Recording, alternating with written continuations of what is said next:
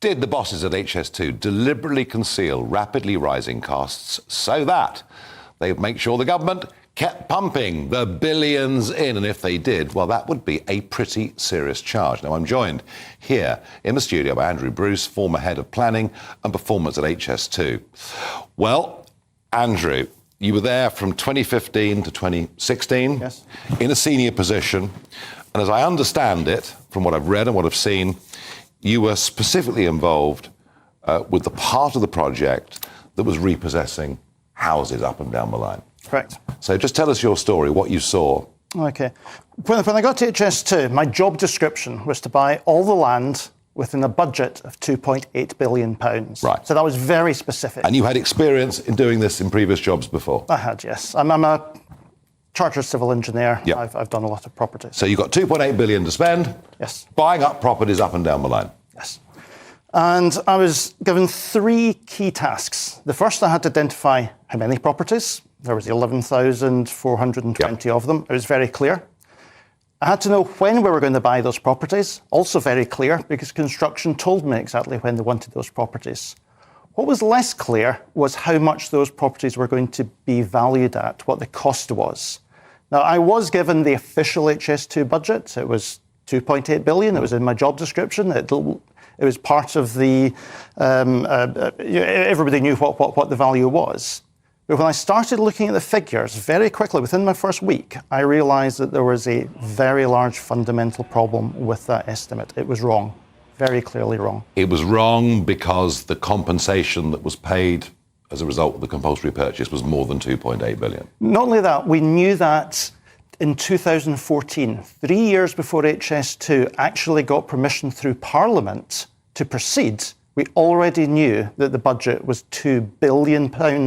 We needed £2 billion more than the actual budget. So you were employed by HS2, well paid, I'm sure, in a senior role with a big job to do on an entirely false premise. Exactly. And it became a real problem very quickly for two reasons. Probably the biggest reason that I was most upset about was we were taking people's property from them, but we didn't have the money to pay. So the team that I was with was deliberately undervaluing their properties because we didn't actually have the funds to pay them properly for what their properties were worth. And I felt that was very wrong. Mm-hmm. And I felt that I could do something about that from the inside. If I showed HS2 actually how much money we really needed, and in fact how much money HS2 had, they commissioned estimates of very experienced property surveyors who'd already told HS2 it wasn't 2.8 billion, it was at least £2 billion. So more like 4.8 billion. 4.8 billion was the figure I had. So you run into this problem. You've been given a job on a false premise. You haven't got the money to pay people. Some poor house owners are getting really badly done by the system. Yes. But does this facade continue? Yes. So what I decided to do from the inside was we commissioned a report from Deloitte. It took about 3 months to produce this, and that report was going to be a program plan. We started with 0 people, 0 capability, 0 capacity, and in a fairly short period of time, we had to take on the largest land compulsory acquisition since the Second World War. We were actually going to try and take on 70 square kilometres of land. It's a huge amount of land for HS2. And for that, I realised that I had to show HS2 that the 2.8 billion was wrong, and in fact used their own figures. It wasn't figures that I made up, it was HS2's own figures to ask for that budget to be raised so we could actually pay people properly. And what happened? So what happened was we wrote a report. Deloitte wrote a report. It cost millions of pounds to write this report. It took months to do. We had some very serious help. When that report was completed and we wanted to submit that and use it to create the programme and the projects to move it forwards, a new property director came in. And his first task was to tell me, Andrew, take all these reports, shred them, put them in the shredding bin, destroy them. And I said, but this is 3 months worth of work. This is our plan to move forward. This is to show how much money we really need, how we're going to do this properly, honestly, to the taxpayer, and he says, shred it. We had to shred it. He then asked me to write a brand new programme, but I had to write it myself in 4 days. We just spent millions of pounds in 3 months shredding it. Well, it's only public money, I suppose. Now, I'd been involved all the way through with the Deloitte. It had my name on it, I'd signed it off. When I wrote my report, my director was then furious because I'd made reference to what he called the Deloitte report.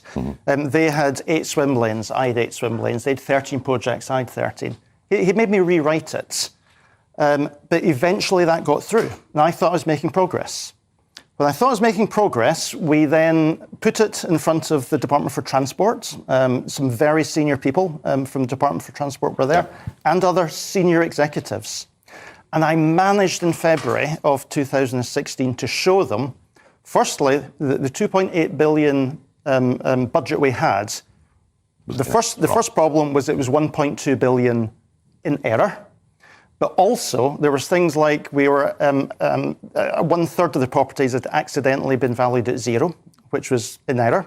1/3 of the properties had been valued at under £1,000, and these were big properties. This is why we were 2 billion out, basically. In error, yes. And so I was adding on the additions. So what happens in the end, Andrew? Do they kick you out? So in the end, you resign, or? The day that I had to formally submit this report, it was the 6th of April. I'd set up the room, the Department for Transport was coming in, I was about to put it in, I was called into a side room, security was there, I was escorted out of the building, really without explanation. And a week later I got a letter saying that I was dismissed. Andrew, if this happened in your sector, if your sector of HS2 was willfully and deliberately, and the government and the public were misled as to what, hence the costs keep escalating, what do you think should happen to these HS2 directors? I think what they did was criminal. I think it was fraudulent. It was a fraud against the British public. I think the police need to get involved. I think these people should. Andrew Bruce, they are very strong words, and thank you for coming in and delivering them. Now, we do have a response, which won't surprise you. HS2 Limited have said, in the course of updating estimates on land and property, costs have increased, and we have been completely transparent about this process. It said no order was given to destroy the Deloitte report, and it was not shredded. It said electronic copies were retained. Department for Transport said the government and its public bodies take such claims seriously. They will ensure they are thoroughly investigated. So there you are. The reports weren't shredded, Andrew Bruce. I shredded them personally myself. There you I are. have to shred them. There you are. Well, Jacob Rees-Mogg has been sitting in with me listening to all of this. It's really pretty shocking what Andrew Bruce is saying. It is, isn't it? And the more Shocking. one hears about HS2, the worse it sounds. The huge waste of public money, the carelessness about it from the outset of the project, and the failure to tell ministers or Parliament what was really happening. Well, I think the problem here with what Andrew Bruce is saying is that it's not carelessness. It's actually willfully. It becomes willful, isn't it? That they make mistakes. It may start cover them sloppily, up, but it becomes and willful. then they become willfully obstructive and fire people who are whistleblowing. And that seems to have happened. The Sunday Times had a detailed report on it was the weekend. I was saying earlier, the Sunday Times brought together a lot of strands of stories that were already out there, and it was actually very compelling. Well, I have to say, I hope very much that that Andrew Bruce is right, and that we do get these people to actually have to stand up in court and defend what they did. It's our money, for goodness sake. It's our money, that's right. Bonkers. Which has been frittered away.